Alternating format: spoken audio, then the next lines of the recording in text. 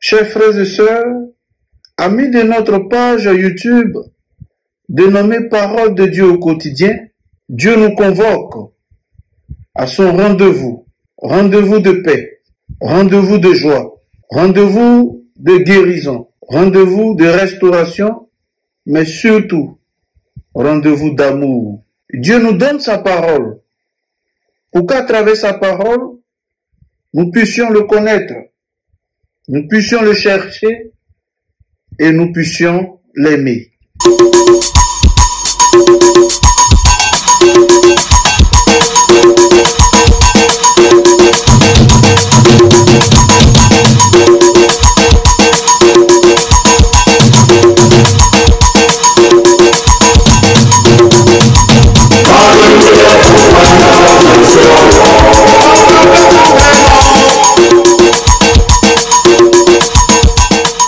Chers frères et sœurs, à mesure que nous approchons de la fin de l'année liturgique C, l'Église nous propose de méditer sur ces phénomènes de violence et de mort, symboles de la fragilité de notre monde.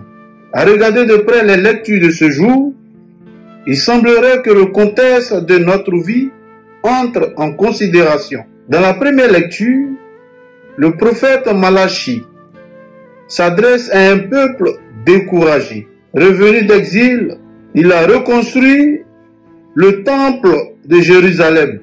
Mais la foi s'étiole. Même les prêtres, censés encourager le peuple, redonner vie au peuple découragé, se laissent gagner par le découragement eux-mêmes. Ils célèbrent sans ferveur et beaucoup d'entre eux s'interrogent. Mais où est Dieu? Que fait Dieu? Nous aurait-il oublié? Dans ce climat de lassitude et d'injustice, l'annonce de la venue du Seigneur retentit alors comme une bonne nouvelle. Dieu n'a pas oublié son peuple. Il va remettre les choses à leur place. Voilà la bonne nouvelle qui redonne vie au peuple découragé, au peuple ensommé par le désespoir et la tiédeur. Le prophète Malachi continue de redonner vie, de redonner courage au peuple empreint de découragement, de souffrance, en leur disant: le jour du Seigneur approche et le mal n'aura pas le dernier mot. Il s'exprime en ces termes: voici que vient le jour du Seigneur, brûlant comme la fournaise. Tous les arrogants, tous ceux qui commettent l'impiété seront de la paille. Le jour qui vient les consumera. Bien-aimés du Seigneur, voilà la bonne nouvelle. Une nouvelle qui nous redonne force, qui nous redonne vie, qui nous permet de nous mettre debout pour continuer notre marche. Car un jour, Dieu manifestera qu'il sait faire la différence. Il emportera sur les forces de destruction qui agitent les hommes et le monde. Ce sera l'établissement tant espéré de la justice de Dieu. Elle marquera sa victoire sur les ténèbres, sur le mal et sur la mort. Plus tard, Jésus annoncera que ce salut n'est pas que pour les fidèles. Il est offert à tous les hommes. Le Seigneur attend patiemment que tous se convertissent à son amour. L'évangile, quant à lui, nous parle des catastrophes.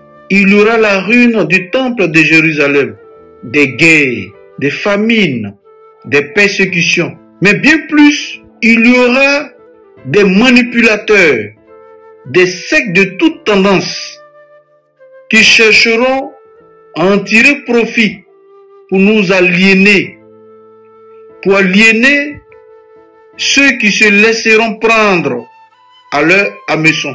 Voilà pourquoi Jésus nous met en garde en nous invitant à revenir à l'essentiel.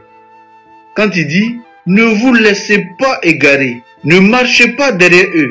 Ces gens ne parlent pas au nom de Dieu, ils ne représentent qu'eux-mêmes. À travers cette invitation à la vigilance, le Seigneur se présente à nous comme celui qui est toujours au cœur de notre vie. Aucune épreuve ne peut nous séparer de son amour.